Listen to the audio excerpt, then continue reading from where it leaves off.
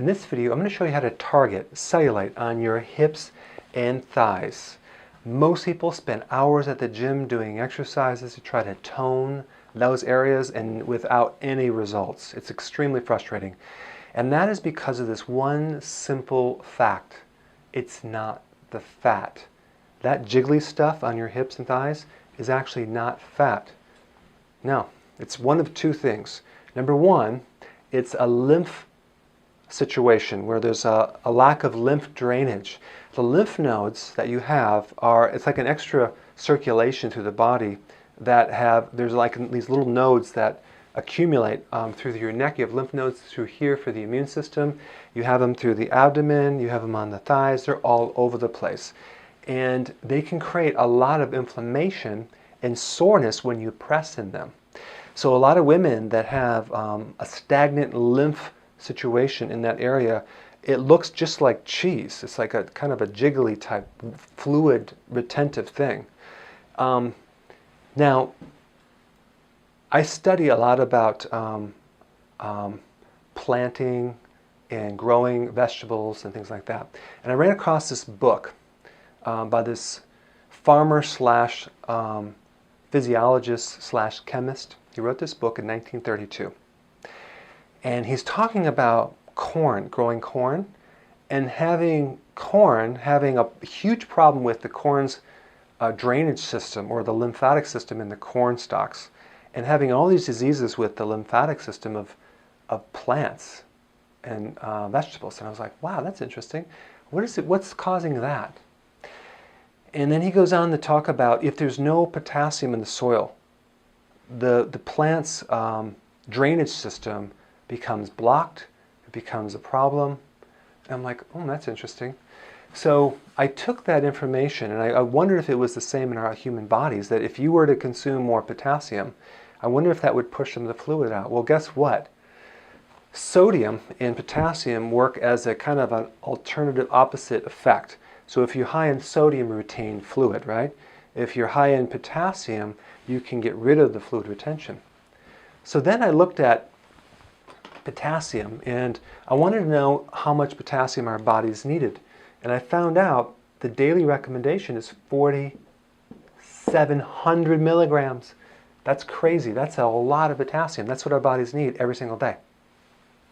So then I compared what people consume per day, and I found it was something like a real small, like less than 1,000. And you might say, well, I eat bananas, right? Bananas have 300 milligrams of potassium. Well, guess what? You need 4,700. You'd have to have 12 bananas a day. So right there, that told me that hardly anyone is getting enough potassium. And if you have lymphedema or swelling or edema or fluid in your lymph and you're not getting potassium, no wonder it's not working.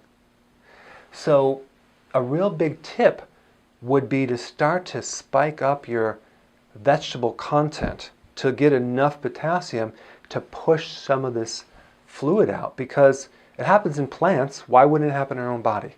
Potassium is a real hard mineral to get too. So you would have to consume about 7 up to 9, possibly 10, depending on your size, cups of vegetable to get your potassium. So here's what I recommend. Take a blender, put some kale in there, put some spinach in there. Beet tops, by the way, have the most potassium out of anything on the planet.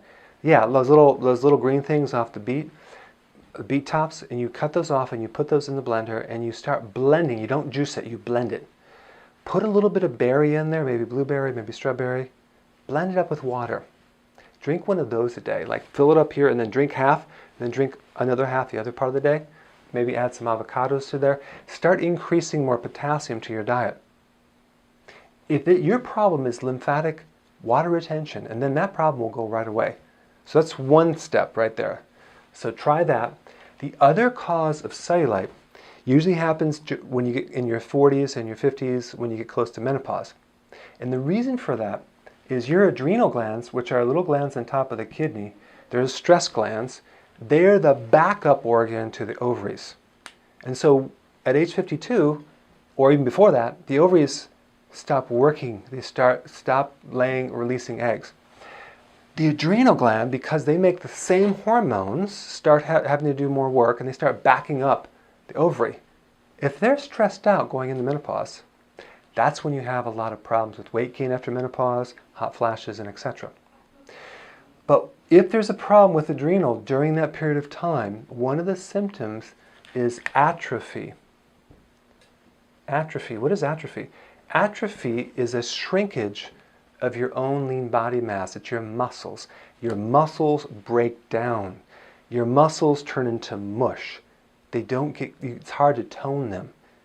So you can have either, that cellulite could be a fluid situation, or it can be an atrophy situation where you have loss of muscle, not because you're not eating proteins or exercising, simply because hormonally it's very destructive on your protein.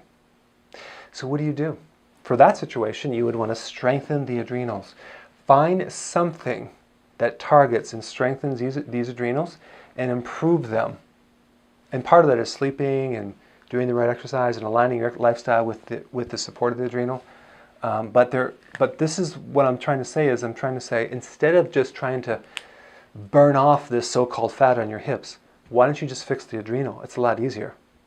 Okay, so those are the two underlying reasons for cellulite, and I want you to, apply some of the stuff I just showed you and let me know how it works. Okay, I hope that helped. I'll see you in the next video.